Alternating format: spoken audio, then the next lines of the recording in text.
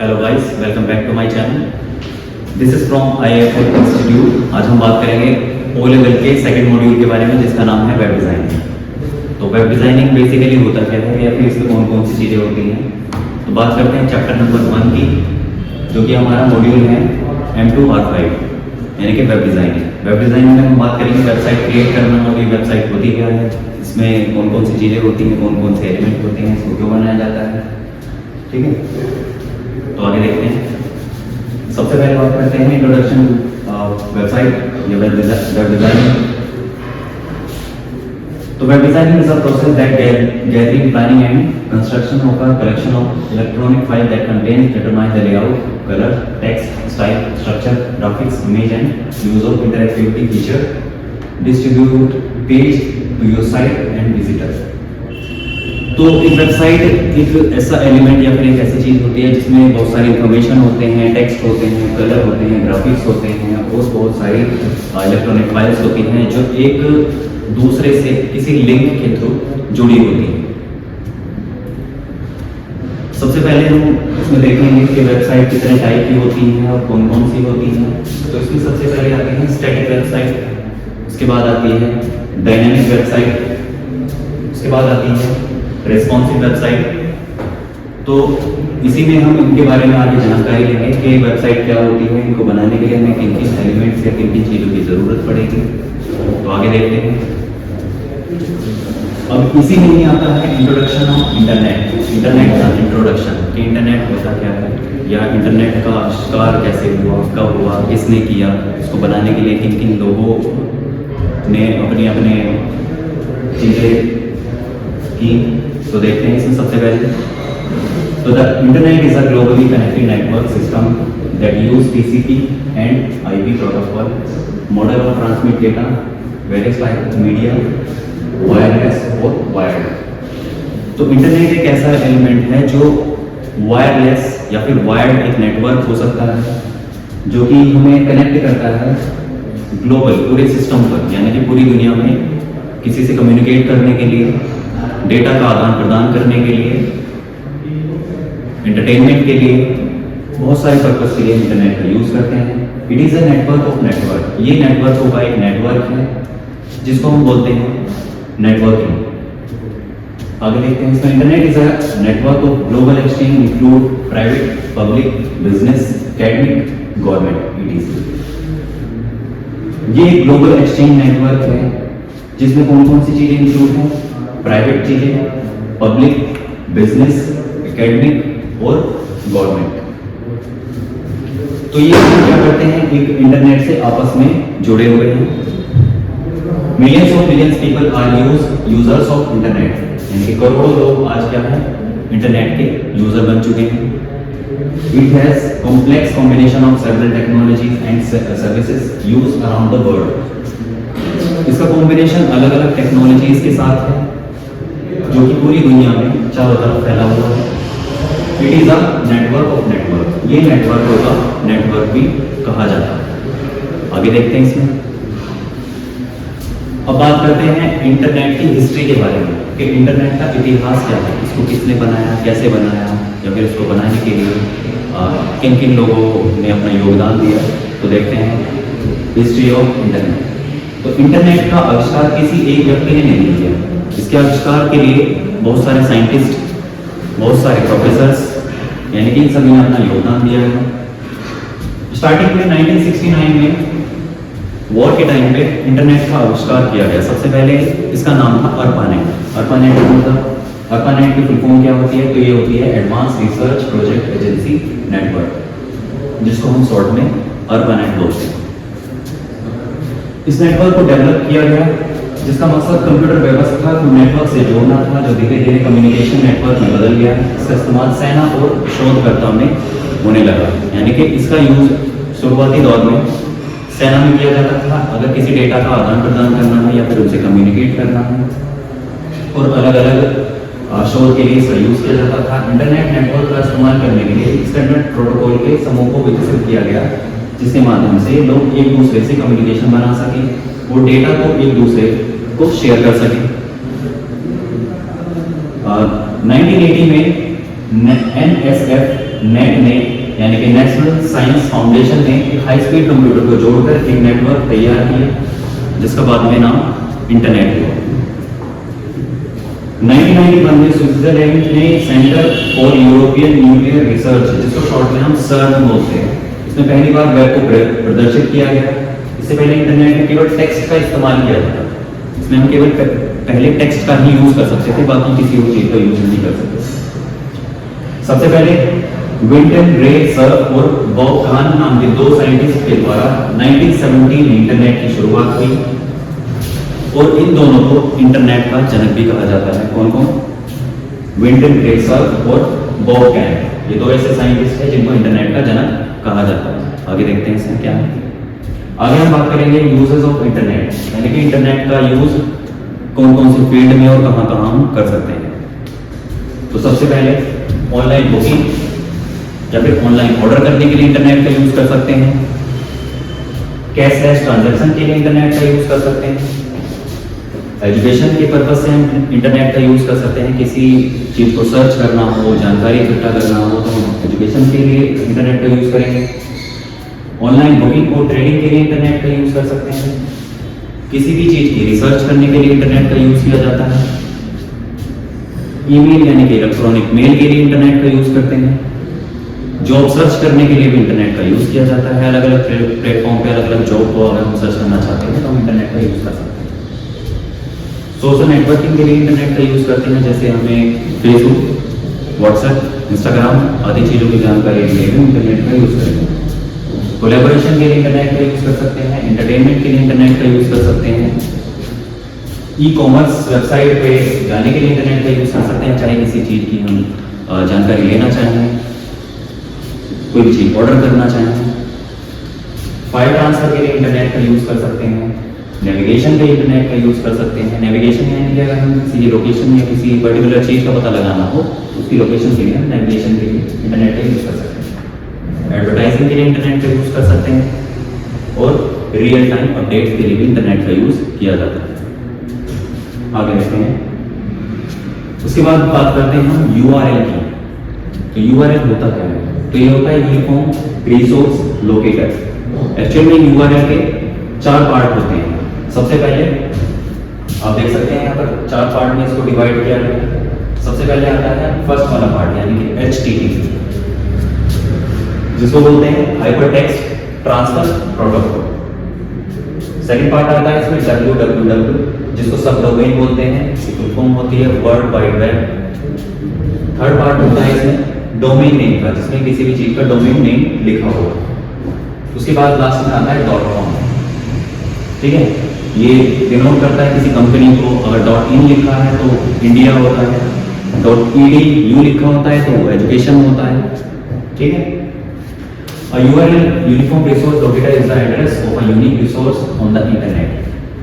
आगे देखते हैं इसमें क्या है। उसके बाद आते हैं हमारा IP एड्रेस। तो IP एड्रेस होता क्या है? तो डेफिनेशन और इसका पर्पस क्या है? An IP address serves 2 main functions: identifying the host of network interface and providing location address। IP का फुल फॉर्म इंटरनेट प्रोटोकॉल होता है। ये 2 टाइप के होते हैं। सबसे पहला है इसमें IPv4 और दूसरा है IPv6। IPv4 का मतलब होता है इंटरनेट प्रोटोकॉल वर्जन 4। IPv6 होता है इंटरनेट प्रोटोकॉल वर्जन 6। जो कि हमारा IPv4 है ये डॉटेड डेसिमल का होता है और जो हमारा IPv6 होता है ये हेक्साडेसिमल का होता है। आगे आते हैं इसमें। उसके बाद हम बात करते हैं कि वेबसाइट में 2 चीजें कौन कौन सी होती हैं, जो कि है फ्रंट एंड और बैक एंड। फ्रंट एंड और बैक एंड दोनों कौन कौन सी चीजें होती है? फ्रंट एंड में हमारा वेबसाइट यानी कि वेब लैंग्वेज आती हैं, जैसे कि HTML, CSS, जावास्क्रिप्ट। HTML का मतलब होता है हाइपर टेक्स्ट मार्कअप लैंग्वेज, जो इस तरह की मार्कअप लैंग्वेज है। CSS का मीनिंग होता है कास्केडिंग स्टाइल शीट्स, जो कि हमारी किसी भी वेबसाइट को डिजाइनिंग या फिर प्रेजेंटेशन के लिए रेडी करना होता है इसका। उसके बाद जावास्क्रिप्ट एक प्रोग्रामिंग लैंग्वेज है जिसका काम होता है किसी वेबसाइट को प्रोग्राम करना। उसके उसके बाद इसमें JavaScript libraries and framework, JavaScript में जावास्क्रिप्ट की लाइब्रेरी होती है और उसका फ्रेमवर्क होता है। फ्रंट एंड में वेब एडिटिंग सॉफ्टवेयर का यूज किया जाता है, इमेज एडिटिंग की जाती है, सर्च इंजन ऑप्टिमाइजेशन किया जाता है। बात करते हैं बैकएंड की। बैकएंड में क्या होता है, ये प्रोग्रामिंग लैंग्वेज काम आती है बैकएंड के लिए, जैसे कि PHP हो गई, जावा हो गई, C++ हो गई। और इसी में ही बैकएंड में कौन कौन सी चीजें होती हैं, जैसे सर्वर आर्किटेक्चर हो गया, सिक्योरिटी हो गई, डेटा ट्रांसफॉर्मेशन हो गया और बैकअप हो गया। तो ये दोनों चीजें हमारी कौन कौन सी होती हैं, जो हमारा फ्रंट एंड वर्क होता है ये क्लाइंट साइड स्क्रिप्टिंग लैंग्वेज के लिए होता है और बैकएंड के लिए हमारी सर्वर साइड। तो ये हमारे दो टाइप की चीजें होगी, फ्रंट एंड एंड बैकएंड। और कौन कौन सी चीजें इसमें काम आती हैं या फिर कौन कौन से एलिमेंट होते हैं या किन किन चीज की हेल्प लेनी पड़ती है क्लाइंट साइड के लिए और सर्वर साइड के लिए। तो आगे देखते हैं इसमें। उसके बाद बात करते हैं HTML, CSS और जावास्क्रिप्ट की। तो ये होता क्या है, तो देखते हैं वेबसाइट या वेब पेज क्रिएट करने के लिए हमें कौन कौन सी चीज़ों की जरूरत पड़ेगी, कौन कौन सी लैंग्वेज की जरूरत पड़ सकती है। सबसे पहले बात करते हैं HTML। तो HTML stands for hypertext markup language. This is the standard language for the creation of structured web pages using tags and element. तो ये एक हाइपर टेक्स्ट मार्कअप लैंग्वेज है जो कि वेबसाइट या वेब पेज के स्ट्रक्चर को तैयार करने के लिए इसका यूज़ किया जाता है। इसमें कुछ टैग या फिर कुछ एलिमेंट होते हैं जिनका यूज़ करके हम वेब पेज को क्रिएट कर सकते हैं या फिर उनको लिखते हैं। तो बात करते हैं सबसे पहला एलिमेंट कौन सा है, तो वो है HTML। सबसे पहला टैग होता है HTML टैग, जो कि किसी वेबसाइट या वेब पेज को क्रिएट करने के लिए लिखा जाता है। ये सभी क्या होते हैं, ये सब जोड़ियों में होते हैं, यानी कि अगर हमने HTML टैग को इस तरह से ओपन किया है तो इसको स्लैश के द्वारा क्लोज भी करना होगा, जो कि हमारे किस तरह के टैग होते हैं, कंटेनर टैग होते हैं। कुछ टैग इसमें ओपन टैग होते हैं जिनको हम क्लोज करने की जरूरत नहीं होती है। उसके बाद आता है इसमें हेड, बॉडी, टाइटल। किसी भी वेब पेज या वेबसाइट के टाइटल को लिखने के लिए टाइटल का यूज किया जाता है। डिव यानी कि डिवीजन टैग, इसका यूज हम स्टाइल देने के लिए या फिर CSS में यूज करते हैं। उसके बाद आता है CSS।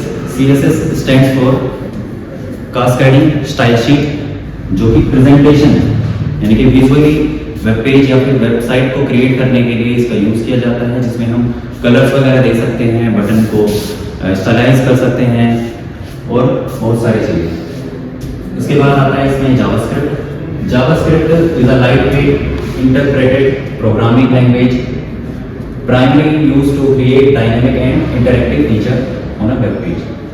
तो जावास्क्रिप्ट जो है वो हमारी इंटरप्रेटेड प्रोग्रामिंग लैंग्वेज है, जिसका यूज एक वेब पेज को क्रिएटिवली डायनेमिक और इंटरैक्टिव बनाने के लिए किया जाता है, या फिर हम कह सकते हैं कि एक वेब पेज को प्रोग्राम करने के लिए या किसी बटन को प्रोग्राम करने के लिए या फिर उसके फीचर को पूरी तरह चलाने के लिए हम जावास्क्रिप्ट का यूज करते हैं। तीनों के कॉम्बिनेशन से एक वेबसाइट या फिर एक वेब पेज को बनाया जा सकता है, जिसमें हम HTML, CSS और जावास्क्रिप्ट के कंबाइन फंक्शन का यूज करते हैं। आगे देखते हैं इसमें।